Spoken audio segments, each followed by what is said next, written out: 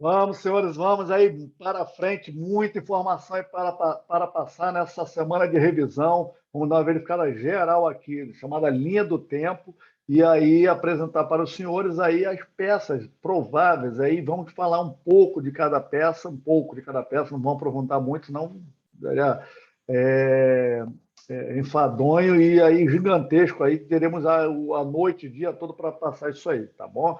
A questão aqui, nós vamos falar rapidamente das peças de liberdade, em caso de prisão em flagrante, ele é previsto a partir do artigo 302 do Código de Processo Penal, inciso 1, 2, 3, 4, ali trata sobre os flagrantes, né, os tipos de flagrante, né, ou espécie de flagrante, e ali, dada a prisão em flagrante ilegal, confirmada que é ilegal, vamos requerer o relaxamento de prisão. Se a prisão for legal, liberdade provisória, requerimento de liberdade provisória. Se houver a conversão da prisão em flagrante em prisão preventiva, vamos pedir, requerer a revogação da prisão preventiva. Se for uma prisão temporária, revogação de prisão temporária. A peça é única, peça muito simples de trabalhar, ali com endereçamento ao juiz ali direto, que está ali naquela comarca, né? De algum juiz ali da vara criminal, ou onde está tramitando ali, onde o flagrante foi encaminhado, comunicado, é aquele juiz que tem que pedir ou relaxar de prisão ou liberdade provisória, e se ele converter em preventiva, a revogação da preventiva. Só lembrando que o artigo 311, não mais, é novidade, isso pode cair na prova dos senhores, não mais o juiz de ofício pode decretar prisão preventiva, não mais. O juiz de ofício pode decretar prisão preventiva. Só pode decretar com o requerimento do Ministério Público, ali o querelante, fala do querelante, do assistente de acusação, e também da representação da autoridade policial, representando da prisão em flagrante em preventiva, aí sim o juiz pode decretar. Tá? De ofício não mais pode, conforme está previsto na mudança ali do pacote anticrime, artigo 311 do Código de Processo Penal.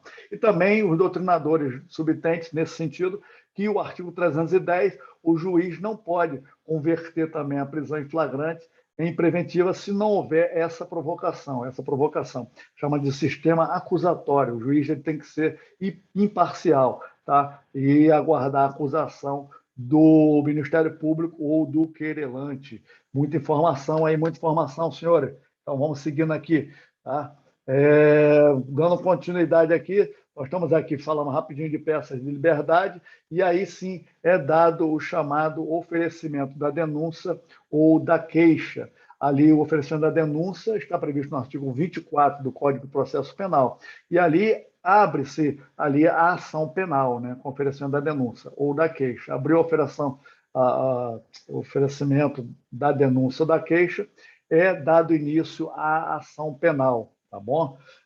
O juiz, antes mesmo, ele tem duas situações que ele pode ocorrer ali. Ou ele recebe essa denúncia, diz, tá ok, vamos dar início a todo o processo penal. Ou então ele vai rejeitar essa denúncia ou essa queixa. Mas antes ele tem que verificar se o trâmite ali, o trâmite não, o crime que está sendo imputado envolve a chamada lei de drogas, a lei 11.343. Se também envolve ali, se o crime é de competência originária dos tribunais superiores. Também tem que verificar se os crimes estão de responsabilidade de prefeitos e vereadores, e chamado crime funcionais, vamos verificar o que é crime funcional, tem que o juiz observar isso aí antes mesmo do recebimento ou da rejeição da denúncia. E vamos verificar também no momento lá do juizado especial criminal. Isso implica que o juiz, se ocorrer algum crime que envolva o que nós acabamos de falar, que envolva tráfico de drogas, ali pela lei de drogas, o juiz tem que realizar a chamada notificação. Então, o termo é notificação. Ele notifica o acusado ali ou o querelado para apresentar o quê? A defesa prévia ou preliminar. Defesa prévia ou preliminar. Tá? Para aprofundarmos mais um pouquinho aí, e os senhores vão parar e observar a lei, vá lá na lei de droga, na lei 11.343, de 2006, observe o artigo 55, que lá fala que, a partir da notificação, o denunciado ali, né, o denunciado ou acusado, ele tem 10 dias para apresentar a sua defesa prévia. Lá no crime de lei de droga fala defesa prévia. E a competência originária ali do Tribunal Superior está previsto na Lei 8.038, de 90, lá no artigo 4º, e lá fala de 15 dias, Responsabilidade de prefeito e vereadores é um decreto-lei bem antigo, é de 67, é o decreto-lei 201 de 67, que fala no artigo 2º, inciso 1, que ele tem ali, o prefeito ou o vereador, né, ele tem 5 dias para apresentar essa defesa preliminar ali. E ali, nos crimes funcionais, aí eu abro um parênteses aqui rapidinho, os crimes funcionais, nós vamos verificar no artigo 514 do Código de Processo Penal, que quando o funcionário público estiver sendo processado, estiver sendo denunciado pelo Ministério Público, ele deve, no artigo 314, ele deve apresentar a sua defesa preliminar, em 15 dias. A denúncia tem que ocorrer com os crimes funcionais afiançáveis, chamados afiançáveis. E o que são crimes funcionais? Que estão previstos lá no artigo 312 até o 326. 326 de quê? Do Código Penal. São os chamados crimes funcionais. É o crime funcionário público que comete contra a administração pública. Começa ali no 312 o peculato, por exemplo. O peculato. Ele não comete, o funcionário público não comete furto contra a administração pública, ele comete o chamado peculato. Aí tem peculato de desvio, peculato furto e por aí vai. Tá? Nesse sentido, o 327 do Código Penal vai definir, dar o conceito de que é funcionário público. Então, todos que são funcionário público, entra ali até questão de prevaricação também, está tudo ali previsto, tá bom? O Juizado Especial Criminal, aí aqui abro rapidinho um parênteses aqui, o Juizado Especial Criminal, no artigo 81, antes mesmo que o juiz receba a denúncia ou a queixa, crime, ali pelo procedimento, né, da Lei 9.099, que é o GCRIM, ele, no artigo 81, fala que ele tem oral, ele tem que apresentar a defesa oral ali durante a audiência mesmo, naquele momento. Então, o juiz, observando ali, ele vai verificar a resposta do acusado e pode receber ou não a denúncia. Tá? Esse caso é muito, muito particular, muito particular. Então, seguindo aqui, vamos continuar. O juiz aqui, então, ele pode rejeitar a denúncia, conforme nós falamos aqui. Rejeitando a denúncia, para nós aqui, que normalmente, durante a prova da Fundação Getúlio Vargas, nós estamos trabalhando como defensor. Às vezes, podemos atuar como assistente de acusação. Então, tem que observar muito bem isso aí. Se somos assistente de acusação, nós somos acusação. Se nós estamos trabalhando como a defesa de alguém, nós somos advogado daquele acusado, nós vamos trabalhar como defesa. Então, se a denúncia for rejeitada, para nós é ótimo, para nós é muito tranquilo. E o Ministério Público que vai correr atrás de que aquela denúncia não seja rejeitada. E como que ele vai fazer isso? Ele vai interpor o chamado recurso em sentido estrito. Isso uma vara criminal comum, uma situação qualquer. Agora aqui, olha só, interessante aqui, observe lá o artigo 82 da Lei 9.099. 9.099. Qual é a Lei 9.099? É a Lei do Juizado Especial Criminal, né? Então, você observando esse artigo, lá vai dizer que quando houver rejeição da denúncia ou da queixa-crime, o recurso cabível não é o chamado recurso em sentido estrito, e sim o recurso de apelação, é o recurso de apelação. E aí tem o acusado que apresentar o recurso de apelação, interpor o recurso de apelação em 10 dias, tá bom? É muito interessante isso aí. Então, em caso lá que o procedimento seja na 9.099, artigo 82 da Lei 9.099. Dê uma olhadinha lá no artigo 82 da Lei 9.099. Seguindo, abriu só esse parênteses, vamos fechar. Seguindo, o juiz rejeitou a denúncia, o Ministério Público, no caso aqui, nesse caso que estamos apresentando, ele vai, a partir de ser intimado da rejeição, ele tem 5 dias para interpor recurso em sentido estrito, conforme está previsto lá no artigo 581, inciso 1, a questão do recurso em sentido estrito para o caso da rejeição de denúncia. O prazo está previsto no artigo 586 do Código de Processo Penal, lá a questão do recurso voluntário, temos 5 dias para interpor recurso em sentido estrito, tá bom? É muito interessante. Aí eu vou aqui, questão de rápido aqui, aquela lembrança de prazo. Prazo processual, 798 do Código de Processo Penal, 789, dá uma olhadinha lá. O prazo processual, você não conta o dia do início.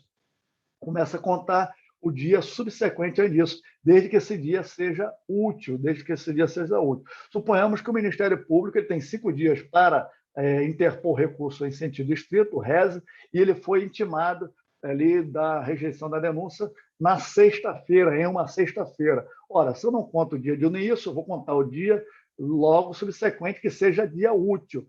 Ora, se é sábado, não é dia útil. Então, eu não vou contar nem sábado, nem domingo. Então, o meu contagem vai ser a partir da segunda-feira. Segunda-feira, terça-feira, quarta-feira, quinta-feira, sexta-feira. Então, eu tenho a sexta-feira, sendo dia útil, eu vou interpor meu recurso num prazo fatal naquela sexta-feira. Então, você vai contar nos dedos mesmo, E uma outra particularidade, se eu estou contando aqui segunda-feira, terça-feira e quarta-feira for feriado, eu passo a contar quarta-feira, quinta-feira, sexta-feira. Vai continuar sendo o prazo fatal a sexta-feira. Agora, se sexta-feira for um feriado, por exemplo, 7 de setembro, for feriado, ali cair a sexta-feira, no 7 de setembro, exemplo.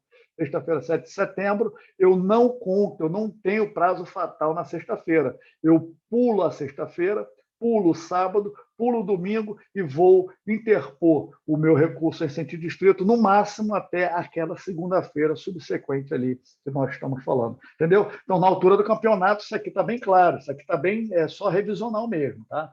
Vamos lá, que tem muita informação, muita coisa mesmo, muito. Aqui nós vamos abrir aqui um parênteses aqui rapidinho.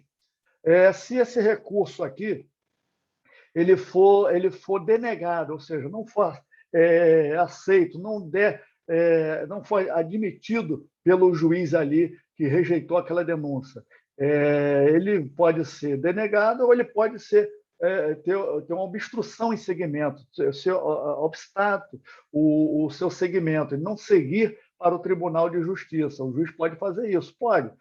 Em tese, não pode. Ele denegar, ele vai fundamentar e denega o recurso. Agora, ficar obstando o segmento do recurso, isso não pode acontecer. E, para isso, o Ministério Público, no caso aqui do recurso em sentido estrito, ele vai entrar, vai pedir, vai extrair a chamada carta testemunhável. Lembrando que a carta testemunhável, ela vai, o ilustríssimo senhor escrivão, chefe do cartório ali, da vara ali onde está ocorrendo, ou então ao chefe, ao diretor, né, ao chefe, no caso, do cartório, não, da secretaria, ao diretor da secretaria, para pedir a chamada carta testemunhável. Ele vai extrair aqueles documentos necessários dentro do recurso em sentido estrito, no caso, a interposição, as suas razões, a denegação, que houve uma denegação lá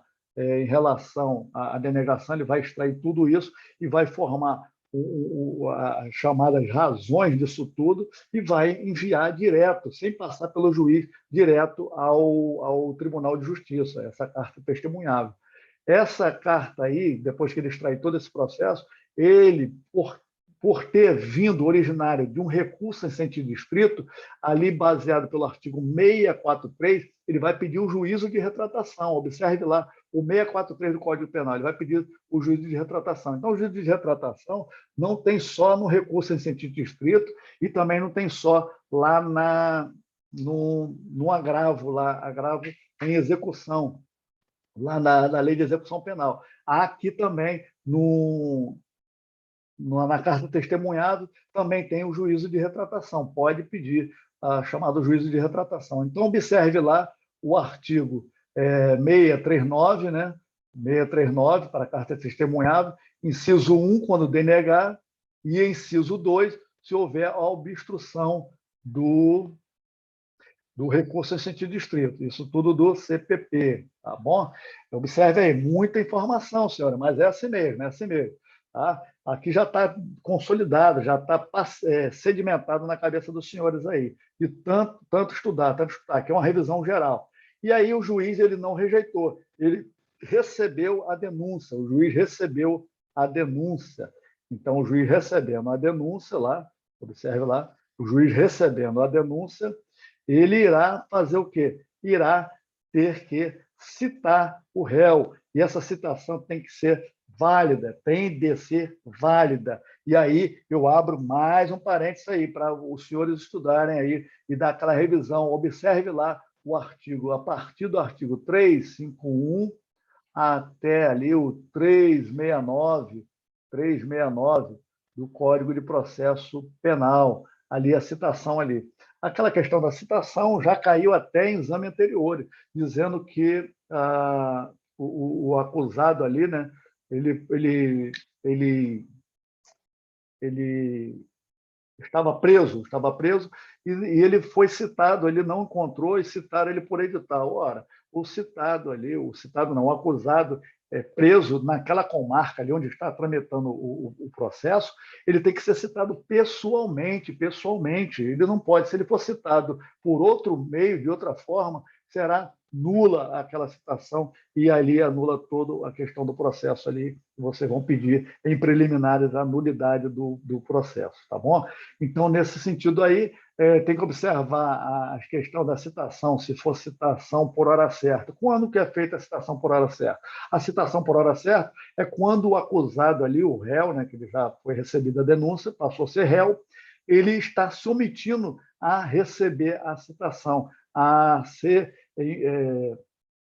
citado, ele está se escondendo. O oficial de justiça vai na casa, observa que tem alguém na casa e tal, mas não quer abrir a porta, não quer fazer nada. Na polícia, normalmente, quando a gente ia intimar alguém, né, a gente batia na porta e dizia que era o Correios, ou dizia que era de algum fast food, aí um rap aí, e o cara normalmente pede comida, a gente abre, o cara com fome, de repente abre, a gente, opa, vamos lá, aqui está intimado e tal. Aqui, no caso, o oficial de justiça faria a citação e teria que ser válida, teria que opor ali a assinatura dele e dada a contrafé para o oficial de justiça. Então, ele se omitindo, ele deverá ser observado lá o novo Código de Processo Civil, aí vamos ter que ir lá para o Código de Processo Civil, artigo 251, 252, 253, que lá fala quando essa omissão aí, a pessoa se esconde. E quantas vezes o oficial de justiça tem que ir lá? No mínimo 2 vezes, naquele endereço. E aí cita por hora certa, faz a certidão, informa todo o juiz e bota no processo lá. Tá? E aí, feito lá também a citação por edital, pode-se fazer a citação por edital? Pode fazer a citação por edital, sem sombra de dúvida, não tem problema. E aí, a citação por edital, se o acusado não comparecer para ser citado ali no edital, ou não indicar um defensor, será dado um defensor dativo ali no momento para ler os autos e informar o que está ocorrendo. E aí ele tem um prazo para se apresentar, o citado ali. Ele não apresentando, o juiz torna-se suspenso tanto o processo quanto o lapso prescricional. Agora, esse lapso prescricional também não é suspenso ad eterno. Temos que observar o artigo 109 lá do Código Penal, e observando aquele artigo 109, vamos verificar ali o quanto se tem da pena, a pena em abstrato, e aí sim observaremos o quanto também irá poderá ficar ali aquele lapso suspenso, de acordo com o lapso prescricional lá do artigo 109 do Código Penal, tá bom? É muito interessante isso aí. Então, vamos seguir aqui, que tem muita informação. O vídeo é um pouquinho longo, mas é assim mesmo. Tem mais 2 vídeos aí pela frente. Vamos fazer em 2 blocos, não para por aqui, não. E aí, citando o acusado, ele vai apresentar a sua resposta à acusação. A resposta à acusação tem um prazo de quantos dias? 10 dias. Resposta à acusação lá, ó, olha lá, 10 dias, né, para apresentar a sua resposta à acusação. Observe lá o artigo 396 e o 396A do Código de Processo Penal. Observe lá, que ele tem 10 dias. Ora, na resposta à acusação, aqui para dar aquela revisão rápida aí, geralzona, na resposta à acusação, você não vai entrar no mérito da prisão, da quantidade de pena, você não vai entrar no mérito do regime que ele vai, caso sentenciado, vai ter que cumprir, não vai entrar nisso, vai entrar apenas nas preliminares, verificar se houve nulidade ali por algum motivo, se houve alguma nulidade, se houve ali a questão de alguma prescrição ou extinção da punibilidade. Então, nesse caso aqui, nós vamos ter que observar essa coisa, o defeito de recebimento da denúncia. Ora, se a denúncia não está ali previsto, conforme nós já falamos, no artigo 395, inciso 1, inciso 2, inciso 3, a rejeição da denúncia vai ser clara ali, clara. Se a denúncia ou a queixa-crime for inepta, o juiz não vai dar prosseguimento, vai chamar a chamada rejeição tardia. E também, pelo 395, se for manifestamente, a manifestamente nós já falamos, se for também com falta de pressuposto processual ou condição para exercício da ação penal.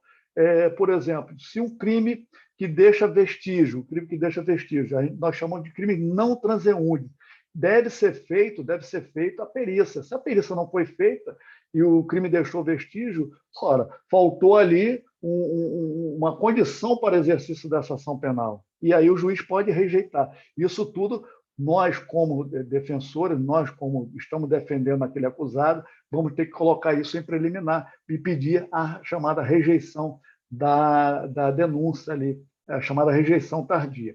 E em terceira situação, que é o inciso 3 do artigo 395, ele vai rejeitar a denúncia quando não tiver um lastro probatório mínimo para oferecimento dessa ação penal. Ou seja, não há certeza mesmo que o acusado seja o autor ali, não tem como dizer, não é o autor, ou então não houve materialidade do crime ali. Então, nesse caso, não tendo lastro probatório mínimo, não há justa causa para a ação penal. E aí, então, nós poderemos pedir em preliminar, conforme nós já falamos, nulidade, prescrição, né, que é a extensão da punibilidade,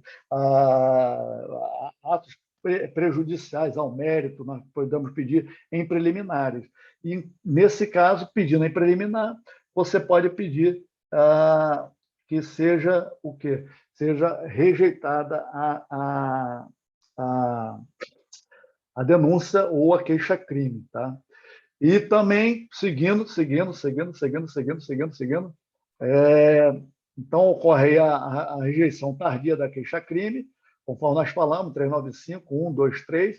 O juiz pode também, nesse pedido nosso, nós vamos se ater na resposta à acusação, vamos nos ater a tentar absolvição sumária do acusado, absolvição sumária do acusado. E a absolvição sumária do acusado em resposta à acusação, nós vamos fundamentar ela no artigo, olha aqui o artigo 397 do Código de Processo Penal. Vamos ter que fundamentar ela no 397 no Código de Processo Penal. E aí que foi interessante, senhores, aqui a questão, tem muita coisa aqui, vem interessante, senhores, a questão lá como que nós vamos pedir essa absolvição aqui. A absolvição pode pedir por vários e vários motivos, né? Vários e vários motivos. Vamos observar ali que, primeiro, nós temos que seguir a tripartição do crime, né?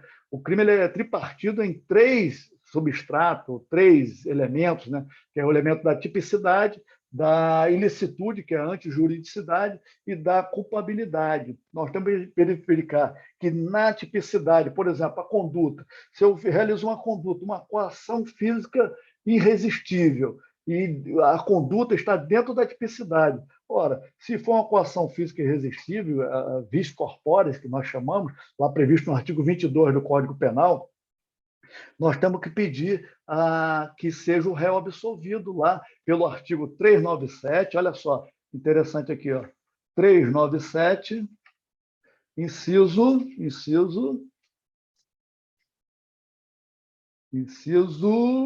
2, a existência manifesta da causa, não, inciso 2 não, desculpa, inciso 1, a existência manifesta cláusula excludente da ilicitude, inciso 3, meu Deus do céu, e 397, inciso 3, 397, inciso 3, que diz lá que o fato narrado, evidentemente, não constitui crime, tá bom? Não constitui crime, ou seja, falta tipicidade.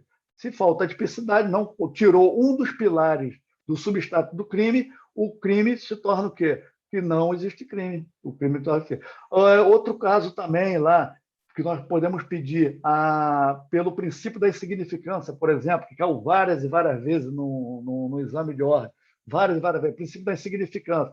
O princípio da insignificância ele afasta a chamada tipicidade material. Então, torna-se o fato atípico materialmente. Ele tem lá todos os termos, ocorreu o furto, dentro das normas tipificadas lá de subtrair para si coisa alheia móvel, né? Então, está tudo previsto lá no artigo 155, que não houve violência nem grave ameaça, está lá no 155, mas foi tão pequena a coisa ali, que houve o furto, tão insignificante, que torna o crime que é atípico materialmente. Então, tudo isso tem que ser levado em conta para o pedido de absolvição. A questão da ilicitude lá, previsto no artigo 23 até o 25, que é a legítima defesa, estrito cumprimento do dever legal, estado de necessidade, está tudo previsto também, e que você pode pedir a exclusão da ilicitude, ou o terceiro substrato do crime, da culpabilidade, os dirimentes da culpabilidade lá, inexigibilidade de conduta diversa, e por aí vai, está tudo lá. Isso, os senhores já têm domínio grande, muito grande nisso aí, tá bom? Então, é muita informação, muita coisa, mas nada que os senhores, na hora da prova, com o vade-mecum, poderão observar e abrir no momento certo. Então, a absolvição aqui, na absolvição, o que pode ocorrer? A absolvição para nós aqui, como o defensor desse acusado, está muito tranquilo, muito tranquilo. Pode o Ministério Público ele não ficar satisfeito com a absolvição. Então, ele vai o quê? Ele pode interpor o pedido ali, o recurso de apelação. Aqui a interposição, no percurso de apelação, ele terá 5 dias a partir do momento que foi intimado a respeito da absolvição sumária, ele terá 5 dias ali com fundamento no artigo 593, inciso 1 do Código de Processo Penal. Ele vai interpor a apelação, tá bom? Interposta a apelação, e seguindo aqui, ele pode interpor a apelação e pode ali o juiz denegar essa apelação. E aí o que vai ocorrer? Ele vai interpor outro recurso, o recurso em sentido escrito. Agora aqui o recurso em sentido escrito também 5 dias, né? Também 5 dias, sendo que a fundamentação para esse caso aqui, quando houver denegação de uma apelação, o fundamento será o 581, inciso 15 agora, inciso 15. Dê uma olhadinha lá, confere lá, vê se é inciso 15 mesmo, tá bom? E aí segue o filme aí, segue a sequência todinha. O juiz não rejeitando a denúncia tardia, não absolvendo o acusado, absolvendo o réu, ele irá o quê? Marcar audiência de instrução e julgamento, a chamada AIJ. E na audiência de instrução e julgamento, nós temos que observar aí, ó, o artigo que nós temos que observar, artigo 400 do Código de Processo Penal. artigo 400. E aí, nessa audiência de instrução e julgamento, que em tese será única, né? Ele tem um prazo específico para marcar essa audiência de instrução e julgamento, está lá no previsto no artigo 400, e aí ele terá um prazo de, senhores, de 60 dias, né, para marcar essa audiência de instrução e julgamento. Na prática, não conferimos bem esse prazo aí, mas vamos lá, 60 dias. E aí, nessa audiência, ele irá verificar aqui o que aconteceu com o ofendido, ele ouvirá as declarações do ofendido. Aí irá também o quê? Fazer a inquisição da testemunha de acusação primeiro a testemunha de acusação, depois a testemunha de defesa. Se por um acaso a testemunha de acusação não for ouvida ou está ali no rol lá que foi colocada, foi arrolada lá na resposta à acusação, e essa testemunha, ela não... a testemunha foi arrolada lá na denúncia e ela não se apresenta lá por algum motivo, ela marca para um novo dia ali, ela está com algum problema de saúde, está com Covid, e ela pode vir daqui uma semana. O juiz não pode ouvir a testemunha de defesa, sem antes ouvir aquela testemunha de acusação que foi arrolada lá na denúncia pelo Ministério Público, tá bom? Então, isso ocorre o quê? Um chamado contraditório, né? E não tem a sua ampla defesa, que é constitucionalmente amparado pela defesa, e a defesa técnica vai apresentar isso aí, que não pode ocorrer a ponto de ser nulo aquele ato ali, tá bom? E pedir anulação de todo o processo. E seguindo aqui, nós já falamos também aqui um pouquinho sobre perito, né? Falando daquela questão de crimes que não deixam vestígio, né? E os crimes que deixam vestígios. Os crimes que deixam vestígios, deixou alguma coisa, eles são considerados crimes não transeuntes. Sendo crime não transeuntes, eles estão sujeitos à realização do chamado exame de corpo de delito, tá? Aí, que é realizado por perito oficial. Isso aí tudo os senhores já têm noção. E aí segue também, na audiência de instrução e julgamento, a cariação, se for o caso, o reconhecimento de pessoas e coisas também, se for o caso, e, por final, por último, o interrogatório do réu, E aí, interessante, se uma dessas sequências aí, dessa sequência, da questão das declarações do ofendido, da perícia, da acusada, da testemunha de acusação, testemunha de defesa, for invertido, você pode pedir, dar em fase de alegações finais, que seja nulo aquele ato lá. Logo, na hora, o advogado tem que pedir ali, pela ordem, dizendo que não está de acordo previsto como prescreve, né, o artigo 400 do Código de Processo Penal. Na hora, ele tem que intervir ali. Então, ele pode se sentir ali que aceitou toda aquele situação imposta pelo juiz. Então, seguindo aqui, terminado ali, não tendo mais nada na instrução probatória, o juiz pode pedir diligência para aumentar a questão de convencimento dele, do juiz ali. Ele pode, com todas as informações que foi prestada ali na instrução probatória, tudo que foi apresentado como prova na fase da audiência de instrução e julgamento, o juiz convencendo-se de tudo, que o convencimento do juiz ali está previsto no artigo 155 do Código de Processo Penal, ele se convence e vai determinar que seja apresentado vai ter que ser apresentado pela acusação e pela defesa as chamadas alegações finais. E aí que vem também outra peça, que chamavam de memoriais. Alegações finais é previsto no artigo 403 do Código de Processo Penal, e ali as alegações são orais, são 20 minutos para a acusação, podendo ser prorrogada por 10 minutos, e 20 minutos para a defesa, podendo ser prorrogada por 10 minutos. Mas ocorre que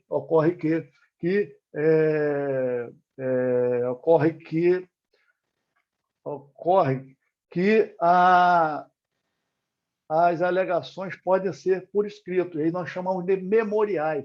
Está muito desgastado, houve muitas testemunhas, foi uma instrução muito complicada, muito complexa, então o juiz ele irá fazer com que essas alegações orais, previstas no artigo 403 do Código de Processo Penal, sejam apresentadas por escrito. E aí entra o parágrafo 3º do artigo 403 do Código de Processo Penal. Então, nós vamos ver aqui o parágrafo, vamos ver o artigo 403, né? 403, o parágrafo 3º do Código de Processo Penal.